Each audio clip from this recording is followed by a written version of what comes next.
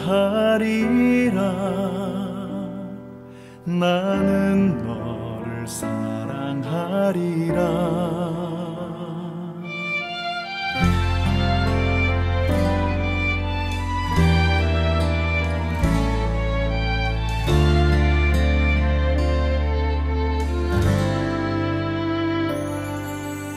내가 너를 사랑하는 것은 내가 다른 사람보다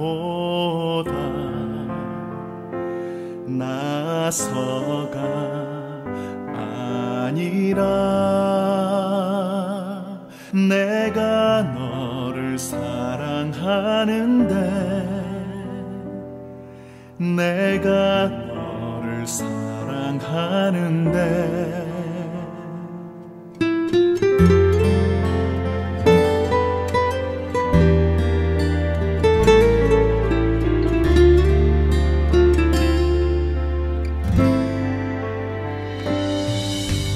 내가 너를 사랑하는 이유는 내가 죄를 짓지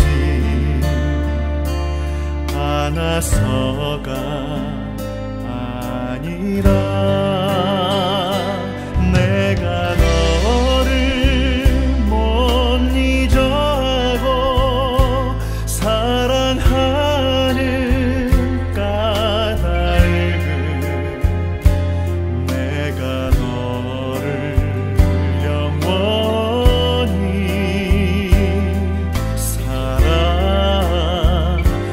사랑함이라. 내가 너를 사랑하고 영화롭게 하는데 내가 너를 존재하리요 욕되게 하리요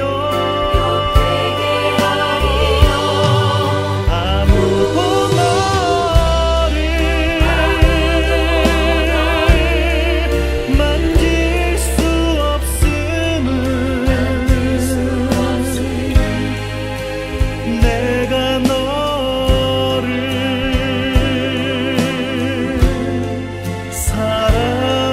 사랑함이라.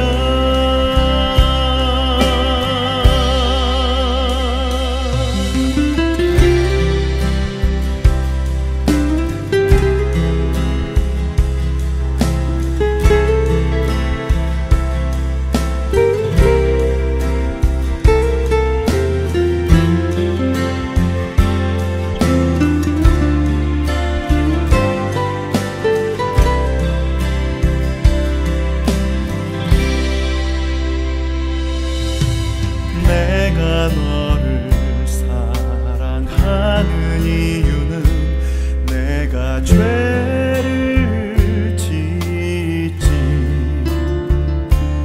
않아서가 아니라 내가 너를 못 잊어하고 사랑하는 까닭은 내가 너를 영원히 사랑함이라.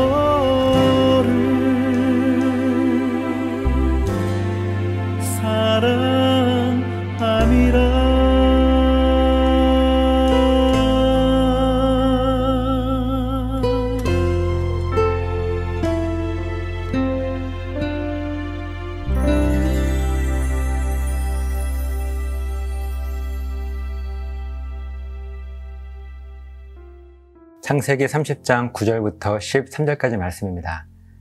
레아가 자기의 출산이 멈춤을 보고 그의 시녀 실바를 데려다가 야곱에게 주어 아내로 삼게 하였더니 레아의 시녀 실바가 야곱에게서 아들을 낳음에 레아가 이르되 복되도다 하고 그의 이름을 가시라 하였으며 레아의 시녀 실바가 둘째 아들을 야곱에게 낳음에 레아가 이르되 기쁘도다 모든 딸들이 나를 기쁜 자라 하리로다 하고 그의 이름을 아셀이라 하였더라. 아멘. 야곱이 그토록 사랑하던 아내 라헬은요, 하나님께서 태의 문을 닫으셔서 아이가 없었습니다. 이것이 늘 아픔이었던 라헬은요, 자기의 여종 빌하를 야곱에게 아내로 주어서 그렇게라도 아들을 낳았습니다. 반면 남편 야곱과 동생 라헬에게 크게 미움을 받던 레아는요, 하나님께서 그 아픔을 아시고 이 레아에게 은혜를 베풀어 주셔서 아들을 넷이나 낳았습니다. 그런데 레아에게 위기가 찾아옵니다. 9절 말씀입니다. 레아가 자기의 출산이 멈춤을 보고 그의 시녀 실바를 데려다가 야곱에게 주어 아내로 삼게 하였더니, 레아에게 찾아온 위기는요, 바로 레아의 출산이 멈춘 것입니다. 늘 미움받던 레아는 그나마 아들들이 있었기에 힘든 모든 것들을 이기며 살았습니다. 그런데 이제 출산마저 멈추게 된 것이죠. 동생 라헬은요, 비록 남편의 사랑을 독차지했을지는 모르지만 아이를 낳지 못하는, 어쩌면 여자로서는 가장 큰 아픔을 가지고 있었기 때문에 레아는 이 아이를 낳는 것으로 동생 라헬을 이겼다고 스스로 위로하며 살았습니다.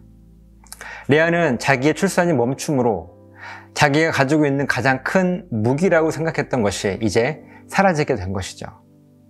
그러고 보니 동생 라헬이 자기의 여종 빌하를 남편에게 주어서 아들을 낳고 만족해하고 기뻐하는 모습을 보며 이 레아 역시 그렇게라도 해서 아들을 얻으려고 했습니다.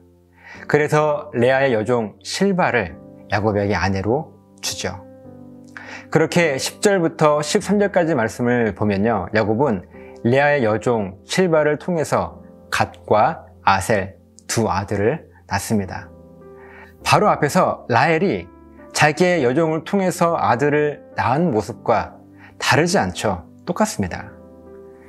매일 신앙 고백하시며 하나님을 예배하시는 여러분, 라헬은요, 자기의 출산하지 못함을 결국은요, 세상적인 방법으로 여종을 통해서 아들을 낳았고 그것으로 위로를 삼았습니다. 그리고 레아 역시 자기의 출산이 멈춤을 보고 동생이 했던 똑같은 방법으로 자기의 여종을 통해서 아들을 낳습니다. 라헬과 레아 둘 다 세상적인 방법으로 위로를 삼고 있는 모습 아닌가요? 이때 하나님은요, 이들에게 또한 야곱에게 단 한마디도 말씀하시지 않으셨습니다. 그런데 야곱이나 레아나 라헬이나 이들 모두는 마치 하나님께서 이 모든 것들을 인도하셨노라고 자기들끼리만 지금 좋아하고 있는 모습입니다. 두 아내 모두가 이렇게 자기의 생각대로만 선택하고 결정하고 있을 때 야곱은 도대체 무엇을 하고 있었을까요? 이들은 모두 이미 죄의 늪에 빠져 있습니다. 아마도 야곱은 라헬을 바라보며 자기의 여종을 통해서라도 아들을 낳아서 저렇게라도 좋아하고 있는 모습을 보니까요, 자기에게 화도 안 내고 잔소리도 하지 않으니까 차라리 잘 되었다 이렇게 생각을 했을지 모르겠습니다. 또 야곱이 레아를 바라볼 때에도 그나마 아들들을 저렇게 낳으면서 위로받고 살아가던 저 사람이 갑자기 출산이 멈춘 것 때문에 야곱도 내신 레아가 걱정되었었는데요. 마찬가지로 자기의 여종을 통해서 아들을 낳고 저렇게 좋아하니 그건 역시 차라리 잘 되었다는 생각을 야곱은 아마 했을 것입니다. 그런데 이 모든 것 가운데 하나님의 말씀과 하나님의 인도하심은요, 그 어디에도 보이지 않습니다. 그런데도 이들은요, 각자가 자기가 가지고 있는 기준으로, 즉 세상적인 기준을 가지고 안심하며 만족하고 있는 모습입니다. 그러면서 아무런 문제도 없이 아주 잘 살아가고 있다는 생각을 하게 되죠. 그런데 이들은 모두가 하나님을 향한 신앙 고백 하나 없는 바로 죄의 늪에 점점 빠져 더 깊숙이 들어가고 있다는 사실을 모르고 있습니다. 사랑하는 여러분, 우리의 눈으로 보기에는요, 아무런 문제도 없이 그저 잘 되고 있는 것처럼 보여도요, 그 가운데 하나님의 말씀과 하나님의 인도하심이 보이지 않는다면 그것은 잘 되고 있는 것이 아니라 오히려 늪에 점점 더 깊이 빠져가고 있는 것입니다. 오늘 저와 여러분의 삶 속에 혹시나 이러한 세상적인 기준을 가지고 우리의 모습을 바라보고 있지는 않습니까? 그래서 나는 신앙생활을 잘 하고 있다는 기준이 하나님의 말씀이 아니라 내가 알고 있던 또 내가 들어왔던 세상적인 기준으로 누군가의 말을 통해서 내가 그것을 위로로 삼고 있지는 않습니까? 또 내 삶에 어떤 문제가 발생했을 때 먼저 하나님께 묻고 하나님 이것을 내가 어떻게 해결할까요? 하나님께 기도하며 하나님의 응답을 듣고 하나님께서 말씀하시면 그 말씀에 순종하며 지혜롭게 그 문제를 해결해 가야 하는데 그저 세상적인 방법과 기준으로 나에게 주어진 이 문제를 해결하려고만 하고 있지는 않습니까? 그렇게 내가 신앙생활을 잘 하고 있는 것처럼 보여도요, 또 문제가 잘 해결되어서 마치 단단하고 마른 땅 위에 우뚝 서 있는 것처럼 보여도 그것은요, 땅이 아니라 늪입니다. 그래서 당장은요, 잘 서 있는 것처럼 보일 거예요. 그 순간은 그렇게 보입니다. 그렇지만 곧 발은 점점 그 늪 속으로 빠져들어가게 될 것입니다. 라헬이 그랬고 레아가 그랬고 야곱이 그랬어요. 저 여러분들이요, 이 야곱과 라헬과 레아, 오늘 이들의 삶의 모습을 가만히 보면서 우리가 거울 삼아 우리는요, 이들이 범했던 그 세상적인 기준과 방법으로만 선택하고 그것으로 위로를 얻고 안심하며 살아가는 모습이 아니라 그 안에 하나님의 말씀과 인도하심이 있는가 하는 것들을 점검하며 우리의 삶을 묵상할 수 있는, 그래서 이들과 같이 우리가 죄의 늪에 빠지지 않는 그런 믿음의 고백과 결단이 저와 여러분들의 삶 가운데 있으시기를 예수님의 이름으로 간절하게 부탁을 드립니다. 기도하시겠습니다. 살아계신 하나님, 지금 우리가 우리들의 눈으로 보기에 또한 세상적인 눈으로 보기에 잘 서 있는 것처럼 보입니까? 또한 문제가 잘 해결되고 있는 것처럼 보입니까? 하나님, 만약에 그 속에 하나님의 말씀과 인도하심이 없다면 그것은 잘 되고 있는 것이 아니라 마르고 단단한 땅에 우뚝 서 있는 것이 아니라 늪 위에 서 있는 것이기 때문에 곧 우리들의 발은 더 깊이 잠기게 될 것입니다. 하나님, 우리가 오늘 이 말씀을 통해서 우리들의 모습을 분명하게 돌아보게 하시고 내가 서 있는 그곳이 마른 땅인지 단단한 땅인지 아니면 늪인지 하는 것들을 분명하게 깨닫고 우리의 삶을 돌이킬 수 있도록 주님 붙잡아 주시옵소서. 감사드리며 축복하며 예수님의 이름으로 기도드리옵나이다. 아멘.